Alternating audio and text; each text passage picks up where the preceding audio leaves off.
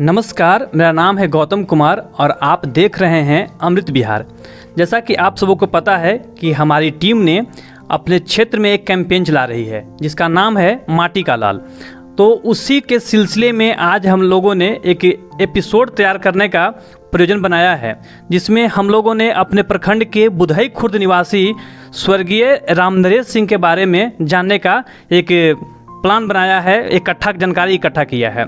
तो इसी के मुद्दे पे हमारे साथ वरिष्ठ पत्रकार दिलीप विश्वकर्मा जी उपस्थित हैं, जो कि हम सबों को इनके बारे में एक संपूर्ण विश्लेषण देंगे कि हम जानेंगे कि हमारे जो क्षेत्र के स्वतंत्रता सेनानी थे स्वर्गीय रामनरेश सिंह, उन्होंने हमारे लिए, हमारे आज़ादी के लिए जो लड़ाई हुई थी उसमें उन्होंने क्या योगदान दिया था, उनकी क्या महत्वपूर्ण भूमिका थी। तो हम चाहेंगे कि सर इस पे आप एक अच्छा विश्लेषण दीजिए। इस कैंपेन के माध्यम से पहले गौतम जी मैं आपको बधाई देना चाहता हूँ कि पहली बार हम लोग एक साथ बात कर रहे हैं। नहीं वो तो बात है ही, लेकिन हम लोगों ने अब प्रयास किया है और मैं अमृत विहार चैनल को जो भी हमारे दर्शक देख रहे हैं उन्हें मैं जानकारी देना चाहता हूँ कि हमारी जो माटी है सिर्फ यह एक राष्ट्रीय गीत देशभक्ति गीत है। मेरे देश की धरती सोना उगले उगले हीरे मोती मेरे देश की धरती, लेकिन उसके साथ साथ यह धरती लाल भी पैदा करती है। तो उसी के संदर्भ में हमने बताने का प्रयास किया है कि आज से 113 साल पहले औरंगाबाद जिले के गोप प्रखंड अंतर्गत तत्कालीन उफारा थाना हो गया, एक छोटा सा गांव है बुधई खुर्द। वहां 11 फरवरी 1912 को हमारे स्वर्गीय रामनरेश सिंह का जन्म हुआ था। पिता का नाम राम शरण सिंह और माता का नाम कबूतरी देवी। एक साधारण सा घर में पैदा लिए थे और उनके बड़े पुत्र संजय कुमार सिंह ने बताया कि मेरे पिता 5 भाई थे और 5 भाई में वह सबसे छोटे थे। आज जिस तरह से औरंगाबाद जिले का विकास देख रहे हैं आप, का विकास चारों साल बिछिए, लेकिन उस समय नहीं था।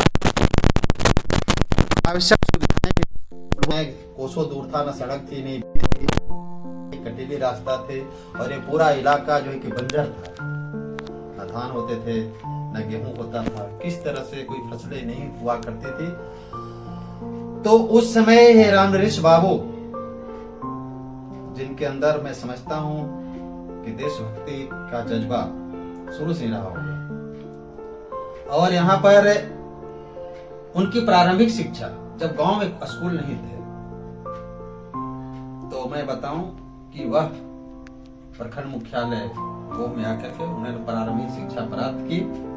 और प्रारंभिक शिक्षा प्राप्त होने के बाद, क्योंकि गोह प्रखंड मुख्यालय से बुधई खुर्द कम से कम 15 किलोमीटर की दूरी पर अवस्थित है, और यहाँ से प्रारंभिक शिक्षा प्राप्त करने के बाद उस शिक्षा को प्राप्त करने के लिए, जब अभी उस समय हमारा गया जिला ही था, वो कट के फिर औरंगाबाद जिले में बुधई खुर्द वो आ गया है, जो कि सीमा का बॉर्डर है। तो यहाँ से लगभग 25 किलोमीटर की दूरी गया जिले के टिकारी राज उच्च विद्यालय में इनका नामांकन हुआ और वहां इन्होंने पढ़ाई अपनी शुरू की। लेकिन उस समय देश जो परतंत्र था, अंग्रेजों के हाथ गुलाम था, तो आजादी के लिए, स्वतंत्रता आंदोलन के लिए, स्वतंत्र हमारा देश हो इसके लिए कई स्तर पर लड़ाई चल रही थी, लोग आंदोलन कर रहे थे। उसी दौरान हम इतिहास के पन्नों पर जानते हैं कि हमारे शहीद आजम भगत सिंह इनकलाब जिंदाबाद का नारा देने वाले ने साइमन कमीशन वापस जाओ का नारा दिया था, और उस साइमन कमीशन का नारा सुनते ही एक स्टूडेंट लाइफ में गौर कीजिएगा कि ये कैंडिडेट लाइफ था, साधारण घर में थे, संसाधन का अभाव था, लेकिन देश को आजाद करने का एक जुनून था इनका। और एक नारा उस वक्त चला, उठो जागो सवेरा हुआ, उठो जागो सवेरा हुआ, साइमन भगाने का बेरा हुआ। इस नारों के गूंज से पूरा इलाका गूंज उठा और जो छात्र नौजवान थे अंग्रेज के भगाने के लिए एकजुट हुए और भारत माता के जय घोष के साथ ये भी देश के संपूर्ण आजादी की लड़ाई में कूद पड़े। राष्ट्र प्रेम से एक ओतप्रोत होते हुए जब अंग्रेज को लगा कि यह लड़का हमारे लिए खतरा है, तो इस रामनरेश बाबू को उन्होंने गिरफ्तार किया और आंदोलन को कुचलने का प्रयास किया। 1930 ईस्वी में नमक आंदोलन में जो हमारे राष्ट्रपिता महात्मा गांधी ने छेड़ा था, सत्याग्रह आंदोलन जो चला, अंग्रेजों ने, अब आप गौर कर सकते हैं कि राष्ट्रपिता महात्मा गांधी एक हमारे देश का, मैं समझता हूं कि जिस तरह से हमारे इष्ट देव को विभिन्न धर्मावलंबी मानते हैं और उस तरह से यह राष्ट्रपिता महात्मा गांधी है, उनके भी संपर्क में रहे और पुलिस ने, अंग्रेज ऑफिसर ने, ब्रिटिश हुकूमत ने इन्हें पकड़ लिया और 4 महीने की सजा इनको दी गई और जेल में इनको बंद कर दिया गया। लेकिन इसके बावजूद भी यातना सहे, लेकिन इसके बावजूद भी यह कभी भी अपने भारत जो देश गुलाम था उसको आजाद करने के लिए जो अंग्रेज काफी प्रयास किया कि इसको हम आजादी का जुनून है, इस जुनून को खत्म करें, कर ले। हाँ, लेकिन वह कामयाब नहीं हो सका। फिर वह 4 महीने के बाद जेल से छूटते हैं और एक बार फिर आंदोलन कई स्तर पर चरम पर पहुंच रहा था। देश के प्रथम राष्ट्रपति डॉक्टर राजेंद्र प्रसाद, बिहार के श्री बाबू श्री कृष्ण सिंह, ये सभी के साथ इनके जेल में मुलाकातें हुई और 1934 ईस्वी में एक बार फिर यह जेल गए और जेल की शुरुआत, आंदोलन और जेल का जो इनका संबंध रहा, वह संबंध लगातार कायम रहा। अंग्रेज ने जब गया सेंट्रल जेल में, बताया जाता है कि इनका सेल नंबर 14 में बंद कर दिया गया था और कड़ी यातनाएं भी दी जाती थी, लेकिन इसके बावजूद भी वह नहीं डिगे और भारत को आजाद करने का जो उनके ऊपर जुनून सवार था वह आखिरकार करके ही दम लिए। प्राप्त रिपोर्ट के अनुसार यह बताया जाता है कि औरंगाबाद का जो बद्री नारायण सिंह जी हैं, और जब वो भी आंदोलन की लड़ाई लड़ रहे थे, सभी एक टीम काम कर रही थी इनके साथ। तो इन्होंने दाऊदनगर, जो अभी मेरा अनुमंडल है, वहां पर इनको जिम्मेवारी दी गई और आंदोलन को इन्होंने यहां पर शुरू किया। यही नहीं, यह एक स्वदेशी अपनाओ अंग्रेज भगाओ, क्योंकि विदेशी वस्तुओं का भी इन्होंने बहिष्कार करने का जो हमारे महात्मा गांधी ने आंदोलन छेड़ा था और उस आंदोलन का भी एक महत्वपूर्ण हिस्सा रहे। और दाऊदनगर के बगल में NH पहले 98, अभी 139 से एक चौरम जगह है, वहां पर वर्धा आश्रम का गठन किया और तुम मुझे खून दो मैं तुम्हें आजादी दूंगा का नारा देने वाले सुभाष चंद्र बोस अब गौर कर सकते हैं कि राम नरेश बाबू की ताकत कितनी बढ़ गई थी कि ऐसे ऐसे महान सपूत के संपर्क में रहे, और संपर्क ही नहीं, उस वर्धा आश्रम जो चौरम में अवस्थित है, वहां पर हमारे नेताजी सुभाष चंद्र बोस पधारे नहीं, बल्कि एक दिन का रात्रि विश्राम भी किया और एक ऐतिहासिक भाषण भी दिया। और मैं बताऊं कि गया जिला का, जब गया, जहानाबाद, अरवल, औरंगाबाद, ये चारों जिला जब एक थे, हाँ ये जगह मान लीजिए पूरा एक जिला था, तो कांग्रेस का जो भारतीय राष्ट्रीय कांग्रेस पार्टी है, उस वक्त इनको 2 बार गया जिला का अध्यक्ष बनाया गया और आंदोलन की इन्हें जिम्मेदारी दी गई। ऐसे महान सपूत 1942 में जब महात्मा गांधी ने करो मरो का नारा दिया, तो इसमें यह व्यक्ति, यह युवा, यह जाबाज पीछे कैसे रहा? उसमें भी इन्होंने कूद पड़ा और उस वक्त भी अंग्रेजों की इन्होंने लाठी खाई और एक बार फिर जेल में अंग्रेजों ने इन्हें डाल दिया। लेकिन फिर क्या था, यह आखिरकार अंग्रेज काफी कोशिश किया, यहां तक कि उस समय अंग्रेज ऑफिसर के आंख किरकिरे हो चुके थे। जिस तरह से हमारे महात्मा गांधी थे, हमारे राजेंद्र बाबू थे, नेताजी सुभाष चंद्र बोस थे, उसी कड़ी का एक हिस्सा ये राम नरेश बाबू ही बन गए और अंग्रेज ऑफिसर ने इनकी गिरफ्तारी पर 5,000 रुपए का इनाम रखा। अब आप सोच सकते हैं आजादी से पहले 5,000 रुपए का क्या वैल्यू रहा होगा। आखिरकार ये पकड़े गए और इन्हें जेल में बंद कर दिया गया। आखिरकार वह सवेरा हुआ जब 15 अगस्त 1947 को हमारा देश आजाद हुआ। और आजादी के बाद ऐसे महान सपूत को लोग भुलाया नहीं। पहला जो चुनाव हुआ 1952 ईस्वी में, ओबरा विधानसभा से यह विधायक बने और 2 बार विधायक बने। फिर महामाया बाबू का जो हमारे मुख्यमंत्री बने थे,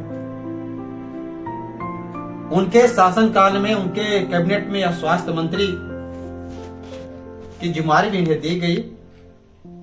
और अभी जो आप देख रहे हैं, इन्हें सिर्फ एक स्वदेशी के बारे में नहीं याद किया जाए, एक स्वतंत्रता सेनानी के बारे में नहीं याद किया जाए, बल्कि एक विकास पुरुष के रूप में भी है हम जानते हैं। NH जो 139 है, जो औरंगाबाद से पटना जाती है सड़कें, उसको पक्कीकरण पहले वह जिला डिस्ट्रिक्ट बोर्ड के तहत था, फिर PWD के तहत लाया गया और उसका पक्कीकरण कराया गया। उसमें बताया जाता है कि राम नरेश बाबू का अहम रोल रहा। और फिर गया दाऊदनगर से जो पूर्वोत्तर तरफ जो सड़कें गई SH7, उसका पक्कीकरण का कार्य करवाने में इन्हीं का योगदान बताया जाता है। तो अब आप गौर कर सकते हैं कि कम समय में इन्होंने जो भी जिम्मेदारियां थी, जितना वो चाहते थे, उन्होंने देने का भरपूर प्रयास किया। और बहुत ही कम समय में उनके पुत्र ने बताया कि 23 फरवरी 1978 ईस्वी को, 23 फरवरी, अब गौर कीजिए, फरवरी में ही इनका जन्म हुआ और फरवरी में ही ये हम सबको छोड़कर चले गए। 23 फरवरी 1978 ईस्वी को लंबी बीमारी के कारण इनका निधन हो गया। और जब हमारा देश आजाद हुआ तो दाऊदनगर में जो राष्ट्रीय स्कूल है, राष्ट्रीय उच्च विद्यालय, जो कि NH के किनारे जो भखरवा मोड़ से उत्तर तरफ एक नहर जो निकली है, नहर के किनारे वह विद्यालय अवस्थित है। और उस वक्त के राजनेताओं ने कहा, समाज सेवियों ने कहा कि नरेश बाबू यह विद्यालय का नाम आपके नाम पर रखा जाएगा। इस विद्यालय का जो नामकरण रहेगा वह राम नरेश सिंह उच्च विद्यालय दाऊदनगर। लेकिन इन्होंने इनकार किया, कहा कि मेरा नाम से कुछ नहीं रहना चाहिए। गौर कीजिए, ऐसा बहुत कम लोग होते हैं और यह नरेश बाबू में गुण था। और आपको ताज्जुब होगा, आप सभी दर्शकों का आश्चर्य की जरूर लगता होगा कि ऐसे महान हस्ती का गोह में कहीं स्टैचू नहीं, कहीं प्रतिमा नहीं है। दाऊदनगर में भी 2010 में राष्ट्रीय उच्च विद्यालय परिसर में इनका छोटा सा स्मारक स्थापित किया। तस्वीर में आप लोग देखेंगे कि आज वो उपेक्षा का शिकार है। तो ऐसे हमारे राम नरेश बाबू थे। और एक चीज और उनको पुत्र ने बताया, जो संजय कुमार सिंह हैं, उनके 3 पुत्र हैं। संजय कुमार सिंह बड़े हैं, उसके बाद अजय कुमार सिंह है, विजय कुमार सिंह है। उनकी पत्नी शांति देवी का स्वतंत्रता सेनानी का पेंशन जो सरकार स्वीकृत किया था वो मिलते रहा था। इन्होंने नाराजगी जताते हुए कहा कि 2015 में केंद्र सरकार द्वारा जो भी पेंशन दी जाती थी वह पेंशन को केंद्र सरकार ने बंद कर दिया और बिहार सरकार की ओर से जो पेंशन दी जाती थी वह मिलता रहा। इन्होंने काफी प्रयास किया लेकिन वह सफल नहीं हो पाए और अंतोगत्वा उनकी माताजी शांति देवी का भी 2021 में निधन हो गया। सर, पेंशन था सिर्फ बंद हुआ था, पूरे बिहार के लोगों का किसी नहीं का बंद हुआ था? नहीं, जैसा कि उन्होंने बताया कि कुछ खास लोगों को बंद कर दिया गया था और उसमें यह कहना था कि किसी को एक ही पेंशन दिया जाएगा, 2 पेंशन नहीं दिया जा सकता है, क्योंकि इनके पति जो थे राम नरेश बाबू विधायक रहे थे, सांसद रहे, विधायक रहे थे और मिनिस्टर रहे थे, तो इसलिए एक ही पेंशन दिया जाएगा। लेकिन जब एक किसी महान हस्ती की बात आती है, सिर्फ स्वतंत्रता सेनानी के रूप में नहीं देखे कि जिससे पूरी उस वक्त ब्रिटिश हुकूमत थराती थी, कांपती थी, और ऐसे महान हस्ती के जो मैं समझता हूं कि शांति देवी का भी कम रोल नहीं रहा होगा। उन्होंने पति को भी काफी प्रोत्साहित की होगी। और उसके बाद जब नामकरण की बात आती है, आजकल में नामकरण पर ज्यादा होड़ लगा हुआ है कि मेरे नाम से सर होना चाहिए, मेरे नाम से स्कूल होना चाहिए, मेरे नाम से चौका होना चाहिए, मेरे पिता के नाम से होना चाहिए, वो तो होना चाहिए। लेकिन केंद्र सरकार ने वाली जो राशि मिलती थी, स्वतंत्रता सेना का जो भी राशि थी, वह इन्हें बंद कर दिया गया। कुछ लोगों के बिहार में बंद किया गया है। तो ये इनकी स्थिति रही है। जैसा कि उनके पुत्र संजय कुमार सिंह ने हमें जानकारी दी, अमृत विहार को जानकारी दिया। तो ये थे हमारे, ऐसे थे महान हस्ती राम नरेश बाबू, जिन्हें भुलाया नहीं जा सकता है। मैं समझता हूं कि जब तक हम आने वाली पीढ़ी को चाहिए, सभी युवाओं से, सभी जो भी शिक्षाविद हैं, जो भी आजकल समाज सेवी हैं, जो भी विधायक अभी हमारे यहाँ हैं, सांसद हैं, और राम नरेश बाबू को बारे में जानना चाहिए। और मैं मांग करूंगा बिहार सरकार से या भारत सरकार से या फिर नेताओं से मेरा आग्रह है कि ऐसे महान हस्ती जिन्होंने स्वतंत्रता सेनानी में अहम योगदान दिया है, ऐसे लोग को खोज कर उनके परिवार भी सहायता प्रदान की जाए, प्रोत्साहित किया जाए, और ऐसे महान स्वतंत्रता सेनानी के नाम से चौक चौराहे का नाम हो, या लाइब्रेरी हो, या स्टैचू हो, या पार्क का निर्माण हो, तब जाकर के ऐसे महान हस्ती को हम सम्मान दे सकते हैं। और सच्ची श्रद्धांजलि हमारे इसी रूप में होगी। और ये थे हमारे राम नरेश बाबू गौतम जी।